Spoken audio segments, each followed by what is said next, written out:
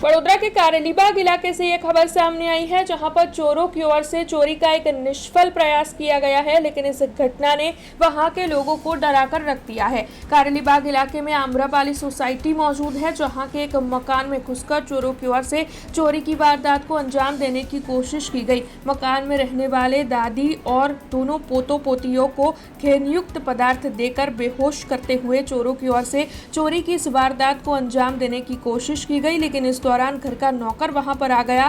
तब इस निष्फल प्रयास के चलते चोरों की ओर से भागने की कोशिश की गई और इस दौरान चोरों ने नौकर पर हमला किया।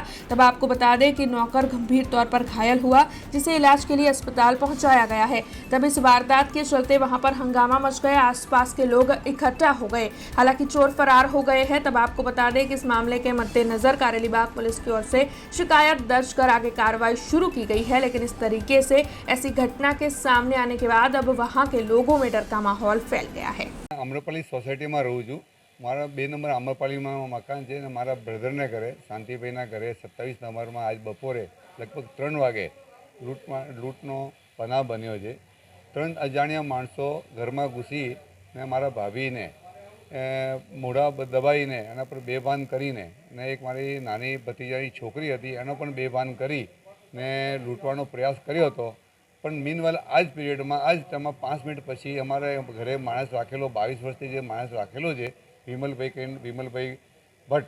आ भाई आवता बहार कई लोटनो डब्बो मूकवा गया था, तो लोटनो डब्बो मूकीने जरा दरवाजो नहीं खोल्यो त्यारे पाछळना दरवाजेथी अंदर आव्यो। अंदर आवीने भाभी चिल्लाया ने खबर पड़ी कि भाई भाभी तो के बेबान नीचे पड्या छे। तो पेला छोर पेला भाईने विमलभाईने मारीने पोतानुं बेग नाखीने भागी गया। एनाथी अमे आ बधुं लूटपाटनो लीधे अमे बची गया विमलभाईना लीधे। दागीना तो अपने हाथमां तो पहेरेला हता, पण ए लोकोए अमने टाइम नहीं मळी। आ विमलभाई अमारा आवी गया एंटर एटले अमे बची गया, नहीं तो लूटपाट वधारे थती ने वधारे नुकसान थतुं। भाई हवे एवुं कहेवातुं नथी, केम के हजू अमने घरे एवो कोई माणस नहीं कि जे एवुं कामवाली बाई जे तो ए पण घणा वर्षोथी करे छे।